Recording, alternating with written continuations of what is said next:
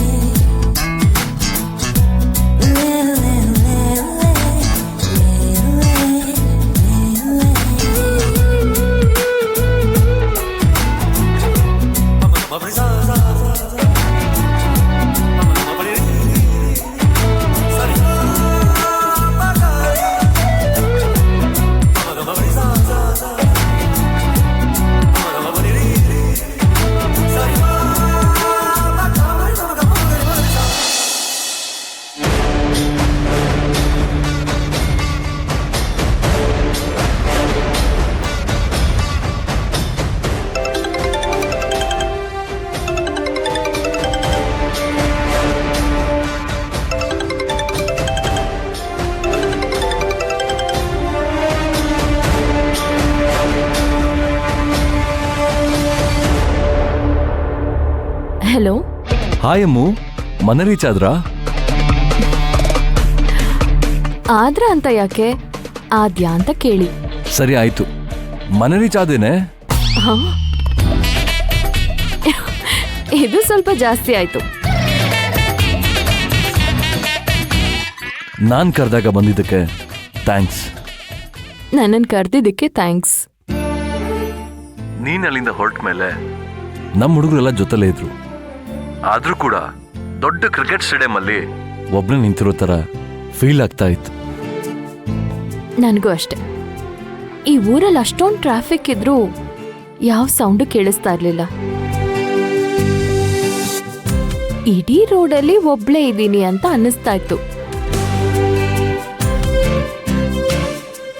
ನನ್ಗೆ ಮೊದ್ಲೆಲ್ಲ ಚಿಕ್ಕ ಚಿಕ್ಕ ವಿಷಯಕ್ಕೂ ಕೋಪ ಬರ್ತಾ ಇತ್ತು. ಮಾತಾಡೋಕ್ಕೂ ಮುಂಚೆನೆ ಕೈ ಮಾಡ್ತಾ ಇದ್ದೆ. ರಿಯಲ್ ಎಸ್ಟೇಟ್ ಅಲ್ಲಿ ಜಾಗ ಮಾರುವಾಗ ತುಂಬಾ ಸುಳ್ಳು ಹೇಳ್ತಾ ಇದ್ದೆ. ಈಗ ಅದೆಲ್ಲ ಕಮ್ಮಿ ಆಗಿದೆ, because of you. So sweet of you.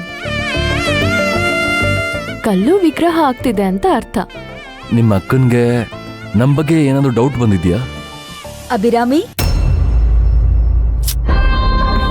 ಪಾಪಿ ಚಿರಾಯು, ಅವಳೇ ಬಂದ್ಲು. ಆಮೇಲೆ ಮಾಡ್ತೀನಿ ರೀ. ಸರಿ ಆಯ್ತು.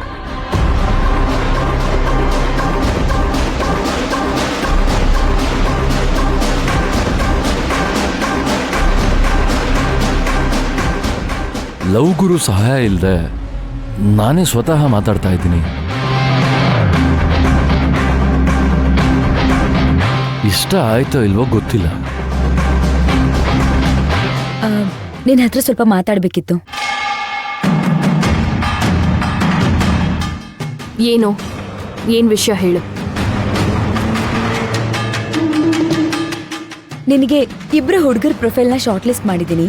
ಇಬ್ಬರನ್ನು ನೋಡು, ಯಾರು ಇಷ್ಟ ಆಗ್ತಾರೆ ಹೇಳು. ಅಕಸ್ಮಾತ್ ಇವ್ರು ಯಾರು ಇಷ್ಟ ಆಗ್ಲಿಲ್ಲ ಅಂತಂದ್ರೆ ಅದನ್ನು ಕೂಡ ಹೇಳು, ಬೇರೆಯವ್ರನ್ನ ನೋಡ್ತೀನಿ. ತಗೋ.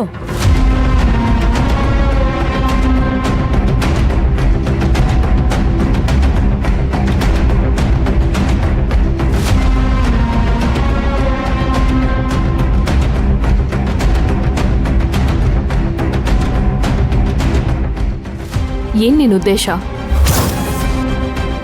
ನಿನ್ ಕಂಟ್ರೋಲಲ್ಲಿರೋ ಹುಡುಗನ್ನ ನನಗೆ ಮದ್ವೆ ಮಾಡಿಸಿ ನೀನ್ ಹೇಳ್ದಂಗೆ ಆ ಹುಡುಗ ನನಗೆ ಟಾರ್ಚರ್ ಕೊಟ್ಟು ಆಸ್ತಿನ ನಿನ್ನ ಹೆಸರಿಗೆ ಮಾಡ್ಕೋಬೇಕು ಅಂತ ಪ್ಲಾನ್ ಮಾಡ್ತಿದ್ಯಾ?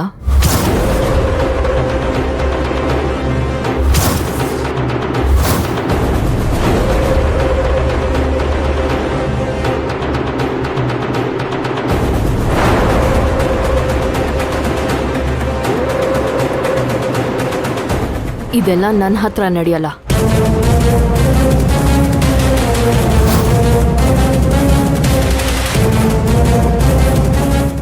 ಮಾತಾಡ್ತಿದ್ಯಾ ಅಭಿರಾಮಿ ನೀನು? ಅಲ್ಲ, ನನ್ಗೆ ಆ ಥರ ಉದ್ದೇಶ ಇದ್ದಿದ್ರೆ ನಾನು ಇಷ್ಟು ವರ್ಷ ವೇಟ್ ಮಾಡ್ಬೇಕಾಗಿತ್ತಾ?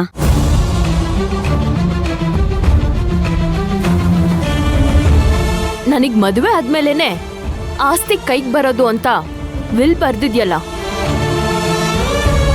ಅದಕ್ಕೆ ನಿನ್ನಿಂದ ಏನು ಮಾಡಕ್ಕಾಗಲ್ಲ.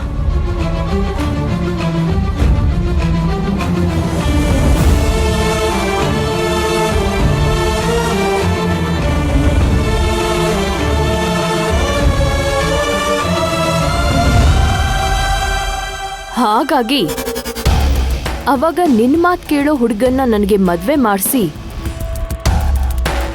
ಆಸ್ತಿ ನನ್ನ ಕೈಗೆ ಬಂದ್ಮೇಲೆ ನನ್ನ ಹೆದರ್ಸಿ ಬೆದರ್ಸಿ ನಿನ್ನ ಹೆಸರಿಗೆ ಆಸ್ತಿ ಮಾಡ್ಕೋಬೇಕು ಅಂತ ಐಡಿಯಾ ಅಲ್ವಾ?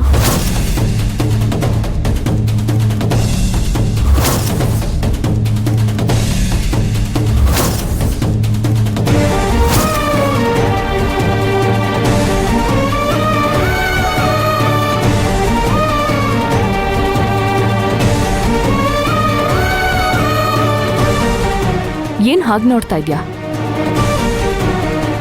ಸತ್ಯ ಅನ್ನೋದು ಚಾಕುಯಿಂದ ಚುಚ್ಚದಂಗಿರತ್ತಲ್ಲ. ನನ್ ಮದ್ವೆ ಬಗ್ಗೆ ಏನು ತಲೆ ಕೆಡಿಸ್ಕೋಬೇಡ. ನಾನೇನ್ ಚಿಕ್ಕ ಮಗು ಅಲ್ಲ. ಯಾರನ್ ಮದ್ವೆ ಆಗ್ಬೇಕು, ಎಂತ ಹುಡ್ಗ ಬೇಕು ಅಂತ ನನಗ್ ಚೆನ್ನಾಗ್ ಗೊತ್ತು. ನಾನೇ ಹುಡ್ಕೊಂತೀನಿ.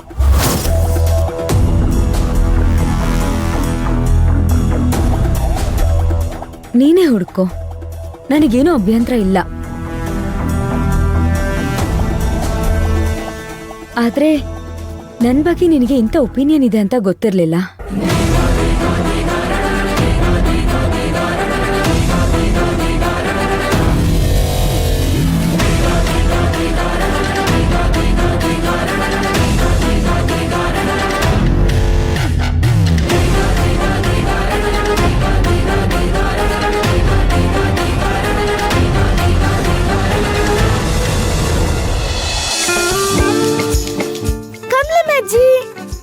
ಕಮಲಮ್ಮಜ್ಜಿ, ಕಮಲಮ್ಮಜ್ಜಿ. ಏನ್ ಕಂದ, ಎಲ್ಲ ಆಟಾಡಕ್ ಹೋಗಿದ್ದೆ? ಬಾ ತಿಂಡಿ ತಿನ್ನು. ಬೇಡ. ಮತ್ತೇನ್ ಬೇಕು? ಜ್ಯೂಸ್ ಮಾಡ್ಕೊಡ್ಲಾ? ಆಯ್ತು.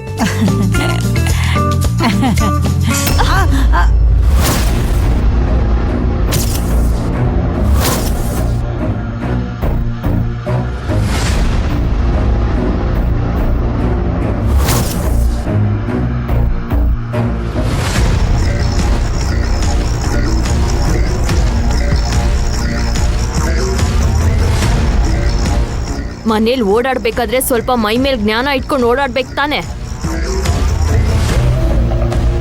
ನಾನೇನ್ ಮಾಡ್ದೆ ಮೇಡಮ್? ಏನ್ ಮಾಡ್ದೆ ಅಂತ ಕೇಳ್ತೀಯಾ? ಇವಾಗ ಏನಾಯ್ತು ನೋಡು. ಯಾಕೆ ಮುಖದ ಮೇಲೆ ಕಣ್ಣಿಲ್ವಾ? ನನಗ್ ಬಂದ್ ಗುದ್ದಿದ್ಯಲ್ಲ. ನೀವು ಕೆಲಸದವ್ರು. ನಾನ್ ಎದುರುಗಡೆ ಬಂದಾಗ ನೀವು ಡೈರೆಕ್ಟ್ ಆಗಿ ಎದುರುಗಡೆ ಬರೋ ಹಾಗಿಲ್ಲ. ಸ್ವಲ್ಪ ಸೈಡ್ಗೆ ಹೋಗ್ಬೇಕು ತಾನೆ. ಒಳ್ಳೆ ರಕ್ತ ಸಂಬಂಧಿಕರು ಓಡಾಡ್ದಂಗೆ ಹತ್ತತ್ರನೇ ಓಡಾಡ್ತಿರಲ್ಲ. ನಿಮ್ಗೂ ನಮ್ಗೂ ವ್ಯತ್ಯಾಸ ಗೊತ್ತಾಗದ್ ಬೇಡ?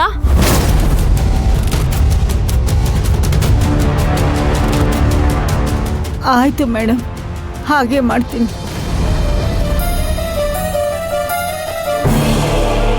ನೀವು ಬರ್ಬೇಕಾದ್ರೆ ನಾನು ಇನ್ಯಾವತ್ತೂ ಎದುರುಗಡೆ ಬರಲ್ಲ. ಹೋಗೋ.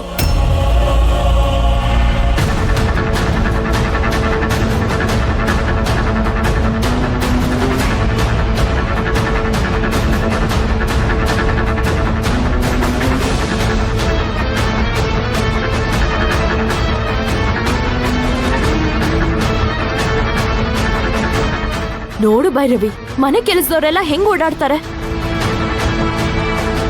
ನೀವು ಸ್ವಲ್ಪ ದೂರ ಕೂತ್ಕೊಳ್ಳಿ. ಯಾಕೆ?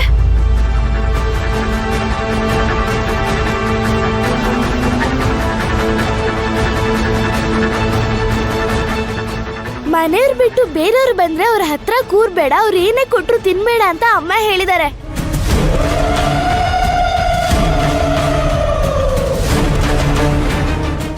ನಾನ್ ಬೇರೆಯವಳ? ಅಂದ್ರೆ ನಿನ್ ಪ್ರಕಾರ ಮನೆಯವರು ಅಂದ್ರೆ ಯಾರು?